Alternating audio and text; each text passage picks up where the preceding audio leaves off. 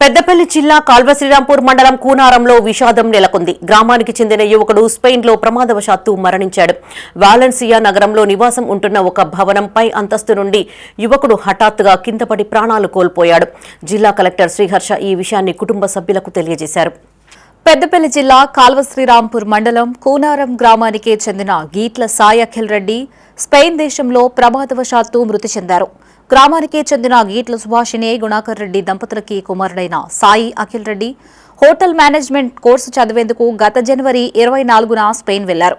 అక్కడ ఓ హోటల్లో చదువుకుంటూ సమీపంలోని ఒక భవనంలో నివాసం ఉంటున్నారు.